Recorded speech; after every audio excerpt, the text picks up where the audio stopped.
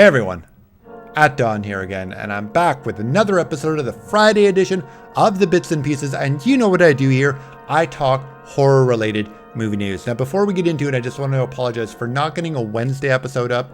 I was still feeling pretty under the weather from before the weekend on Friday, that's why I missed Crystal Lake Fridays, and while I'm recording this, I'm still a little rough, but I'm doing the best I can, so let's get right into it. Our first article is coming to us from Dark Universe Horror Database, published on August 26, 2019 by Nick Bond. Now, here at the Bits and Pieces, we talk about, like I said off the top, all upcoming horror-related movie news, and we're really focusing on the two upcoming Halloween films, that being next year's Halloween Kills and the following year's Halloween Ends. And this article ties right into it, and that is Anthony Michael Hall will play Tommy Doyle in Halloween Kills. Now, to me, this is interesting for two reasons.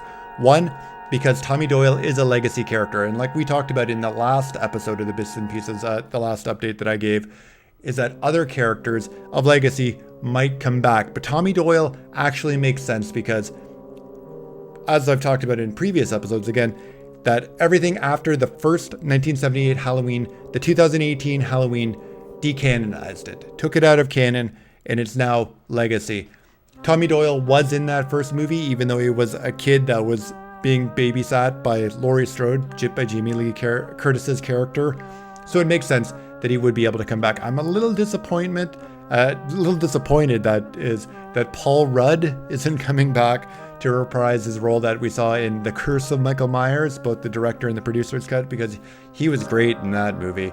But it's going to be interesting to see Anthony Michael Hall in this role. I know he has some horror experience. He had that mid-2000s when he did the Dead Zone TV series. That wasn't too bad. But the second reason I find this interesting is, where has Anthony Michael Hall been since then? And other than that, even the article goes on to reference movies from the 80s, because that's what he was. He was an 80s teen star, or a preteen, like an adolescent star.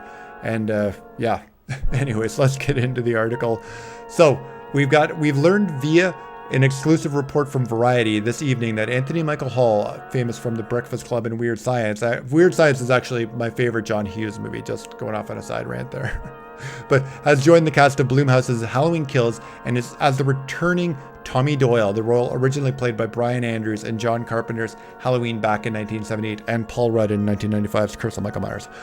David Gordon Green is attached to direct both Halloween sequels, with John Carpenter confirmed to provide new scores, like we talked about in last week's episode. The third film will wrap up the Laurie Strode and Michael Myers saga. Jamie Lee Curtis has signed on to star as Laurie Strode. Nick Castle and James Jude Courtney are returning to play the roles of Michael Myers. Halloween Kills will stalk theaters on October 16th, 2020, followed by Halloween Ends on October 15th, 2021. So those last couple tidbits in the news article, these are tags that we see them every week. These are weekly updates that they're, every time there's a little bit of news, like this is a little bit of a news break that Anthony Michael Hall has been cast in the role, and then we just get the same items put in over and over again. But that's it. I wanted to include this again because every little news we get in regards to these movies as we build up to 2019 and then 2020 and then 2021. Like I said, still a bit under the weather. Please excuse me. Anthony Michael Hall will play Tommy Doyle in Halloween Kills. That's it for this article. Let's get on to the next one.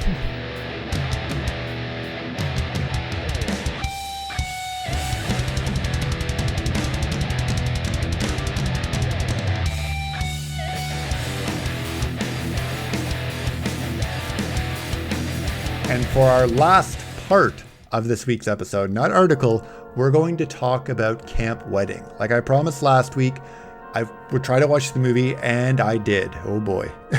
And I'm going to try to make this as a regular installment on the Bits and Pieces, where I talk about a movie that I'm interested in seeing or that I've come across. Maybe something on Shudder or another streaming service that's easy to get, like this is actually quite available. And yeah, we're going to talk about it each time. But Camp Wedding, I've got IMDb's website up here, and it seems to be getting a 3.1 out of 10. Now, right off the top, I'll say it's a bad movie. It's a pretty bad movie. It's more stupid than anything, but it's a horror film. It's a horror slasher film. You can't take it that seriously. It's not well done. It's very low budget, but I think 3.1 is a little low for this. I'd say probably 5 or 6. I might be being kind to it. but I don't think so, because there is some redeeming things there. It's just a lot of a jumble.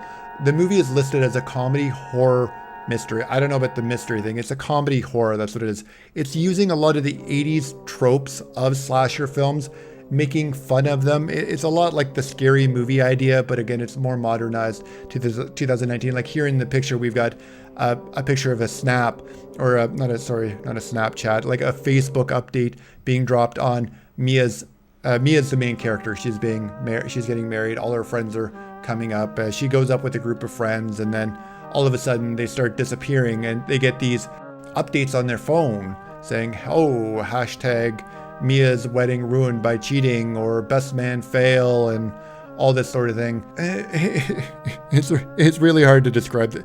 There's a lot of things going on. When the movie starts, we're driving to the camp. We're driving, full spoilers here, guys. We're driving to the camp, and they pass a sign that says that there was a Native American, like an Indian massacre. That's where the campground is set. So not, actually, backtrack. Back that train up.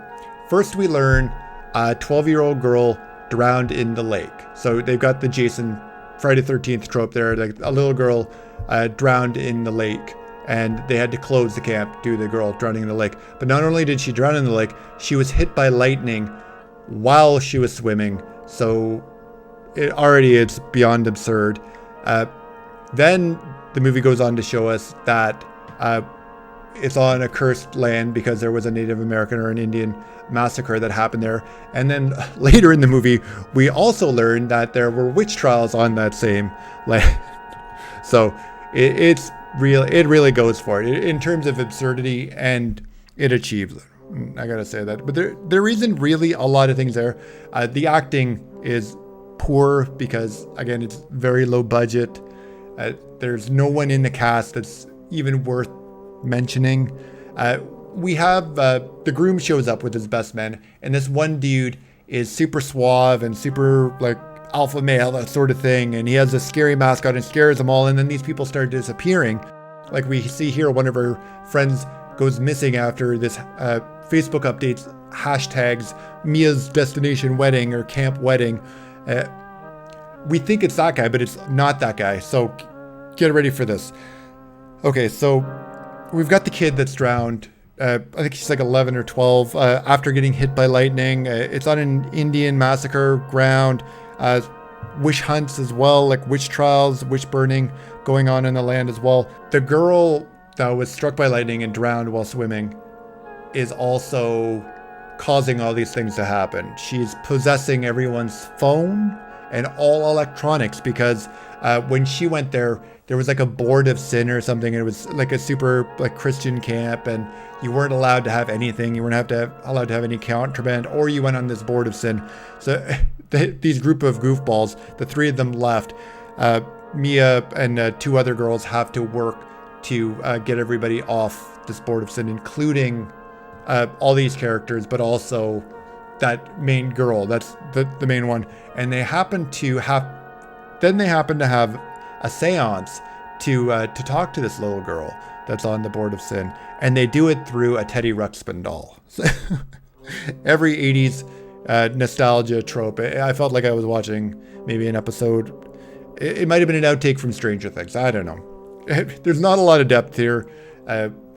It's a very stupid idea, but there are some redeeming things because they go that far to this absurd amount, this absurd extreme of trying to hit all these notes and gather all these things in. So I don't know. Anyways, I don't recommend it, but if you have an hour and a half, an hour and 37 minute time out of your life to waste, go for it. See what you think. It's pretty low budget, but it's not the worst horror movie ever made. One thing that I will knock it is that it's so low budget that they do the whole possession angle. It starts out, you think it's a slasher movie. They do a whole possession angle, and you actually never see anyone get killed. Every kill is off screen. There's no blood. So at first I was like, what's going on here? And then they explained it that, hey, it's not a slasher film, it's a possession film. So at first I was getting like, hey, this is really like questionable, like low budget. I understand, but you should have at least a couple practical effects of somebody getting stabbed or slashed. Come on, there's a dude, like I said in the last episode, there's like a dude with like a mask, and that's actually the groom. That's actually the groom to be. Anyways, like I said, if you have an hour and 37 minutes to waste, go and check it out. That's Camp Wedding, and that's it for this episode of the Bits and Pieces. That went on way too long about such a not so good movie, but hey, hope you enjoyed it. As always, this and the entire episode of the Bits and Pieces, and if you did, you know what to do. Like, comment, share, subscribe, all that fun stuff. I'll be back next week with more Bits and Pieces Wednesday and Friday, and I'll talk to you soon.